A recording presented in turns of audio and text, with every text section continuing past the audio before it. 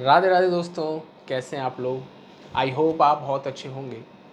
आज मैं आपको एक ऐसा वीडियो लेके आया हूँ आपके लिए जिसमें हम डिविजनल चार्ट्स के बारे में बताएंगे कि डिविजनल चार्ट्स का सबसे बड़ा रोल होता है किसी भी प्लेनेट की स्ट्रेंथ को देखने का। अगर आप किसी प्लेनेट की स्ट्रेंथ देख रहे हैं, कोई प्लेनेट स्ट्रेंथ में है, बली है या नहीं, ठीक है। मैं जब एस्ट्रोलॉजी पढ़ता था, अपना एक्सपीरियंस बताता हूँ। जब हमने एस्ट्रोलॉजी पढ़ा तो वहाँ पर कुछ ऐसे टॉपिक्स पढ़ाए थे जो कहीं आज तक यूज़ नहीं आया। जब मैंने थोड़ा थोड़ा समझा, एक्सपीरियंस किया, रिसर्च किया, कंसल्टेशंस लेना शुरू किया, तब जाकर मुझे समझ में आया कि एस्ट्रोलॉजी को हम जो समझते हैं, जब हम जो पढ़ते हैं वो एक अलग है, जब हम इसको रियलिटी में एक्सपीरियंस करते हैं वो एक रियल चीज़ों को सिखाता है। तो एस्ट्रोलॉजी में कोई प्लेनेट की स्ट्रेंथ को समझने के लिए जो हमने वीडियोस बनाए हैं अभी तक, यही मैं भी खुद देखता हूँ। और ज़्यादातर जो एक्सपीरियंस एस्ट्रोलॉजर हैं, जो जानते हैं, वो सब भी यही देखते हैं। और इतनी बातें जो रिवील करते हैं कोई भी नहीं कर रहा यूट्यूब पर, सोशल मीडिया पर, कहीं पर भी, जो मैं आपको फ्री में बता रहा हूँ, ठीक है। तो जो आज मैं आपको बताने वाला हूँ, सबसे बड़ा पॉइंट है। अभी तक आपने इतना समझ लिया, अगर आपने हमारी पुरानी वीडियो देखी है तो पहली वीडियो में हमने बताया था कि कोई प्लेनेट उच्च का हो तो बली है, कोई प्लेनेट मूल त्रिकोण का हो तो बली है, कोई अपने साइन में है तो बली है, फ्रेंड में है बहुत अच्छा है। पीएसी हमने बताया था, पी मतलब प्लेसमेंट, कि केंद्र त्रिकोण में हो। आस्पेक्ट और कंजक्शन में बताया था कि शुभ ग्रह उसे देखते हो और शुभ ग्रह के साथ बैठा हो, ठीक है। और डायरेक्शन स्ट्रेंथ बताया था। तो आज हम बात करेंगे डिविजनल स्ट्रेंथ, डिविजनल चार्ट्स, ठीक है। तो मेरी बात आप समझ पा रहे हैं। बहुत सारे मैंने ऐसे लोग देखे हैं जिनकी कुंडली में ग्रह उच्च का है लेकिन पूरे रिजल्ट नहीं मिल रहे, पूरे रिजल्ट नहीं मिल रहे, क्योंकि उच्च का है। लेकिन जब हमने जो फोर्थ पार्ट में बताया था प्लेसमेंट में, मैं बार बार ये इसलिए कह रहा हूँ जिससे आप अगर देख लेंगे तो आपको ज़्यादा समझ में आएगा, मुझसे कनेक्ट कर पाएंगे, है ना। मैं अगर सीधा सीधा कहूँ, बहुत सारी कुंडली मैंने ऐसे देखी है। मेरा एक दोस्त है जिसके 8th हाउस में गुरु ग्रह नीच का बैठा है। अब दिखने में तो क्या लग रहा है कि आपको मैं दिखाता हूँ। अगर मैं चार्ट आपके सामने बनाऊं,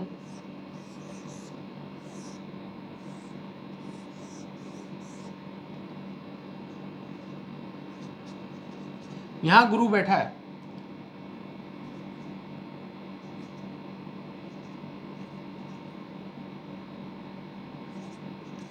ना। मिथुन लगन की कुंडली है और उसके 8th हाउस में गुरु बैठा है।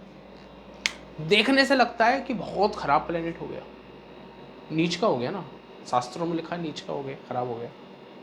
लेकिन आपने अच्छे से पढ़ा नहीं, समझा नहीं। ये जो डिविजनल चार्ट की मैंने बात कर रहा हूं ना, बहुत डीप, बहुत डीप। इनका गुरु, गुरु की महादशा चल रही थी। और ये जिनकी बात कर रहा हूं, ये एक कंपनी के सीईओ हैं और गुरु की महादशा में इन्होंने 7-8 फिगर्स तक अर्न किया था। मतलब इनके बैंक अकाउंट में 7-8 फिगर की संख्या में इनके पास पैसा आता था। हालांकि गुरु ग्रह सेकंड हाउस को देख रहा है लेकिन नीच का है। कैसे मिला? मैंने जब इनका डिविजन चार्ट देखा तो D9 में गुरु ग्रह उच्च का बैठा था। D9 में गुरु ग्रह उच्च का बैठा था। तो ये कहां से पता चला? ये डिविजनल चार्ट से। कि जरूरी नहीं है ग्रह अगर नीच का हो, 8th में बैठा हो तो खराब है। बाकी और भी चीजें देखो, ठीक है। मान लो डी, ये तो है D1, मान लो D1 खराब है लेकिन D9 अच्छा है, D10 अच्छा है, D4 अच्छा है, बाकी सारे D अच्छे हैं, तो वो खराब कुंडली नहीं हुई। आपको समझ में नहीं आया, आपने देखा नहीं ढंग से। तो हम इस चीज़ को समझेंगे कि सारी चीज़ें बढ़िया होनी चाहिए। सबसे बढ़िया आदमी लगते हैं मुझे राम भद्राचार्य। राम भद्राचार्य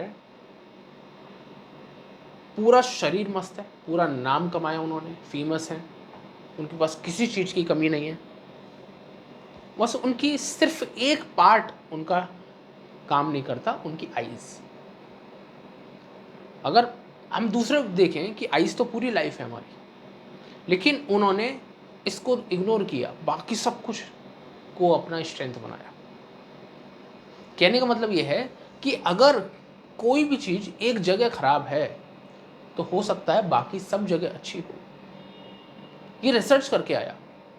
मैंने इनका चार्ट देखा, गुरु तो नीच का बैठा था, अब तो मैं सिंपल कह सकता हूँ कि खराब हो गया, खराब रिजल्ट मिलेगा। लेकिन जब हमने इतनी नॉलेज ले रखी है, हमने ये सब पढ़ रखा है, तो उसको यूज़ करो। मैं आपको इसलिए बता रहा हूँ, आपको समझ में आएगा, सीखने को मिलेगा। ये जो चीज़ें बता रहा हूँ ना, यही सारे एस्ट्रोलॉजर यूज़ करते हैं, यही है गूढ़ रहस्य। और इसके अलावा बहुत लोग षडबल भी बताते हैं।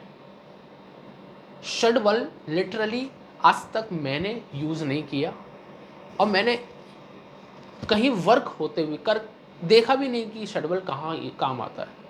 हो सकता है काम आता है, मैं अभी इस पे षडबल पे काम कर रहा हूँ, षडबल भी हमने स्टडी किया था, बट षडबल काम रियलिटी में कहीं मैंने एक्सपीरियंस नहीं किया कि हाँ षडबल में अगर कोई ग्रह बली है तो वो क्या मिलेगा, है ना।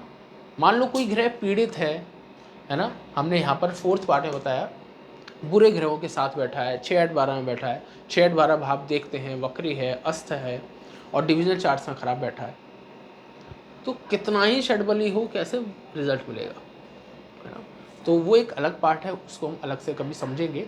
मैंने एक थोड़ा उस पर रिसर्च कर रहा हूँ और बताऊँगा। डिवीजन चार्ट्स पे आते हैं, सेम पार्ट, कि जो हमने ये सारी चीज़ें देखी हैं D1 में, सेम आपको डिविजनल चार्ट्स पे लगा के देखनी है, ठीक है। अगर आपका गुरु ग्रह वीक है, अगर आपका गुरु ऐसी अवस्था में है लेकिन D9 में अच्छा है, अच्छे का मतलब हो गया D9 में उच्च का हो, मूल त्रिकोण का हो, अपने घर में हो, डायरेक्शनल स्ट्रेंथ में हो, शुभ ग्रहों के साथ बैठा हो, केंद्र या त्रिकोण में हो, तो वो स्ट्रांग माना जाएगा। और ये प्रैक्टिकल चीज़ें बता रहा हूँ मैं आपको। गुरु अगर आपका वीक है किसी कुंडली में लेकिन D9 में अच्छा बैठा है, तो आपको गुरु के सारे फल मिलेंगे। गुरु, अब इनका देखो, यहाँ बैठा है, इसको देख रहा है, इसको देख रहा है, इसको देख रहा है, इनको सब मिला, सब कुछ मिला, है ना। अब हम बाद में कभी इस पे बात करेंगे कि और हम और हाउसेस को कैसे जज करते हैं। कहने का मतलब बस मेरा ये है कि आपको ये स्ट्रेंथ समझो, और इसको हम सिर्फ D1 में मत लगाओ, बाकी डिविजनल चार्ट्स पर भी लगाओ, तभी आपको मजा आएगा, ठीक है। अगर मैं आपको एक शॉर्ट में आपको बताऊं तो D9 हम देखते हैं मैरिज के, अभी छोड़ो इस पॉइंट को भी मैं नहीं बता रहा आपको, इसको हम कभी और टॉपिक पे डिस्कस करेंगे। बस मेरा आज का वीडियो बस यही कहना चाहता था कि D1 के साथ साथ आप डिविजनल चार्ट्स पर भी सेम स्थिति लगा के देखो और लिखो। जैसे कि मान लो 1 2 3 4 5 6 7 7 है, नंबर दे दो 7 में से।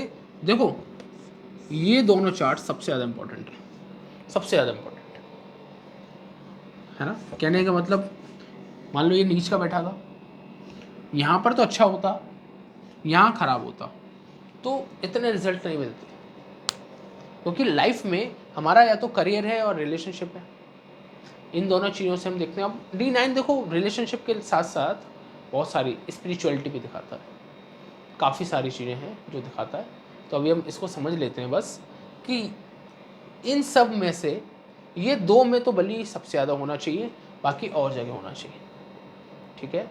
अभी तो हमने स्ट्रेंथ पर स्टार्ट किया है, काफ़ी कुछ है स्ट्रेंथ को समझने का, जिसको हम आगे आने वाली वीडियोस पे और अच्छे से समझेंगे, ठीक है।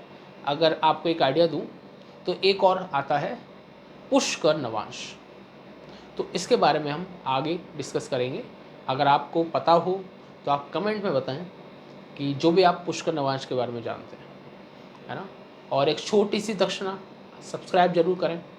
और हमारी वीडियो अगर वैल्यूबल रखती है तो आप जो सीख रहे हैं, एस्ट्रोलॉजी सीखना चाहते हैं, उन्हें शेयर करें। चलिए ठीक है, राधे राधे।